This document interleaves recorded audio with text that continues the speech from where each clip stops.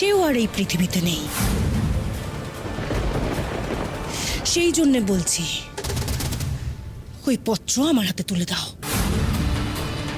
এই শুভ অশুভর বিরোধ করো না, দাও বলছি।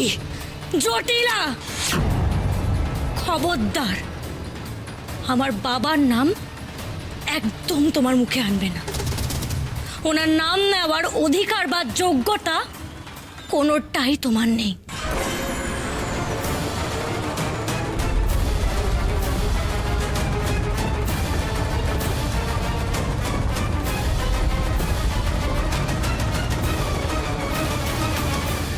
যে মনে ঘৃণার চাতুরি নিয়ে এখানে এসেছে সে হৃদয় উপাদান কখনোই পাবে না।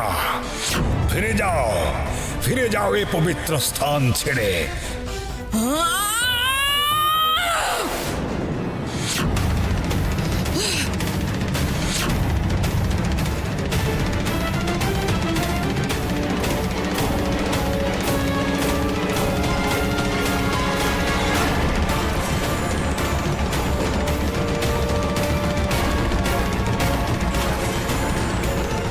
এটা কি করে হলো? মহারাজের নাম লেখা স্তম্ভ থেকে ওর অনেক পবিত্র শক্তি জটিলাদের কাবু করে দিল। বাবাই আমাদের সুরক্ষার সমস্ত ব্যবস্থা করে রেখেছে।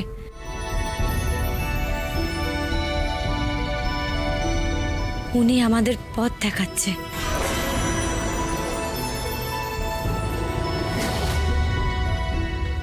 দেখ দিদি, তুই যেই পথের কথা বললি, বিস্ফোরণে স্তম্ভের পিছনে একটা পথ তৈরি হয়ে গেল।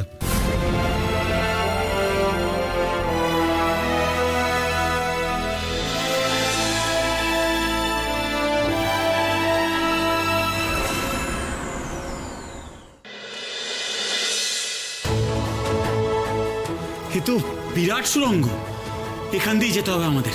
এসো সবাই। জটিলা, আজ যেভাবে তোমাকে ধরাশায়ী হতে হলো, এরপর তোমার আরো করুণ অবস্থা হবে। আমি জানি এরপরেও তুমি থামবে না। তুমি তোমার চেষ্টা চালিয়ে যাও জটিলা। আমি নিজে তোমাকে এখানে আহ্বান জানিয়ে যাচ্ছি। আমি যাচ্ছি হৃদয় উপাদানের দিকে। তুমিও আসো, তুমিও এগিয়ে যাচ্ছ তোমার অন্তের দিকে। আর একটা কথা জেনে রাখো জটিলা, মহামৃত জল সৃষ্টি হবে, আর তোমার চির অন্তও হবে। এটা রূপমতির কথা।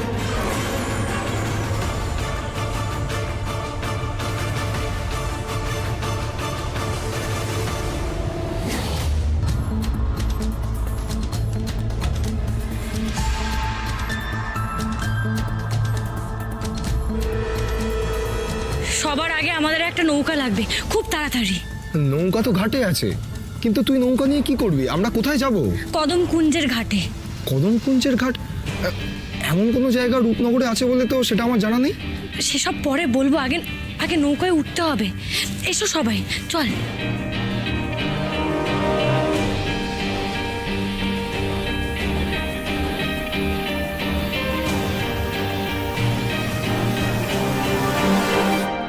ওই দেখো, এই নৌকায় তো রূপনগরের রাজচিহ্ন আঁকা আছে। হ্যাঁ, এটা তো আমারই নৌকা। আমি নদীপথে যাতায়াতের জন্য এই নৌকাটাই ব্যবহার করি। আসো তোমরা।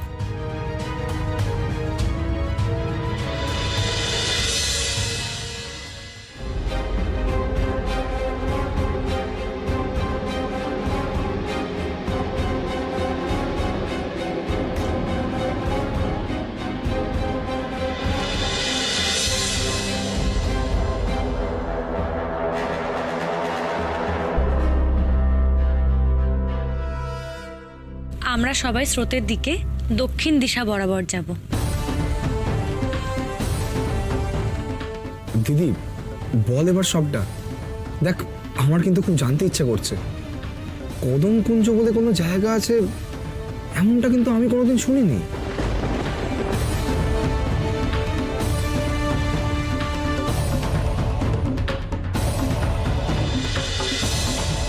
বাবা তার প্রতিটা চিঠিতে কিছু না কিছু সূত্র রেখে গেছে, যে সূত্র শুধুমাত্র আমি বুঝতে পারবো।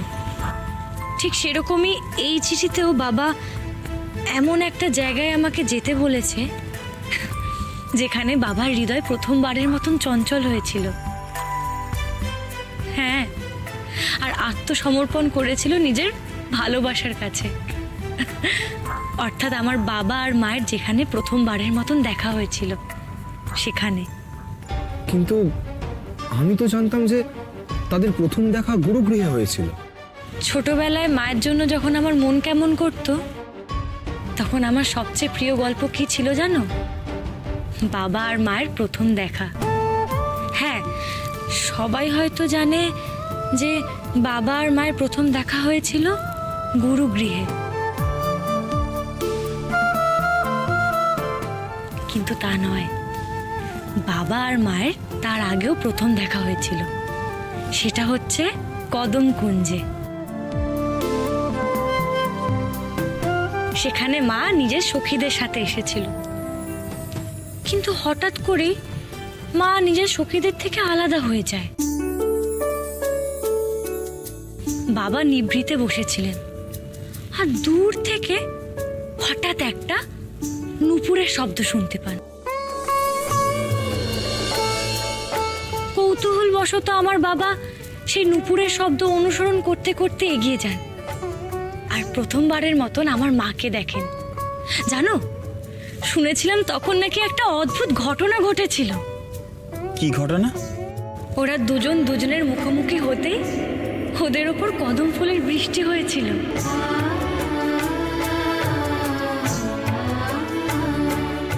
আশ্চর্য, তার মানে তাদের দেখা হওয়াটা একটা দৈব সংযোগ ছিল। ঠিক তাই। তারপর তারপর কি হয়েছিল রাজকুমারী? তারপর শুনেছিলাম ওনারা দুজন দুজনের পরিচয় না জেনেই অনেকক্ষণ কথা বলেছিলেন। তারপর আমার মা নিজের পরিচয় না দিয়ে সেখান থেকে চলে যান। এই প্রথমবারের দেখাতেই মায়ের ছবি বাবার গভীরে দাগ কেটেছিল। তিনি শুধু মায়ের নামটা জানতেন, সুমতি। বাবা স্থির করে নিয়েছিলেন যে যেভাবেই হোক আমার মাকে তিনি খুঁজে বের করবেন। তিনি এতটাই ব্যস্ত হয়ে পড়েছিলেন যে গুরুগৃহে যাওয়া পর্যন্ত বন্ধ করে দিয়েছিলেন। কিন্তু শেষে সেই গুরুগৃহেই তিনি তার অদৃষ্টের মুখোমুখি হন।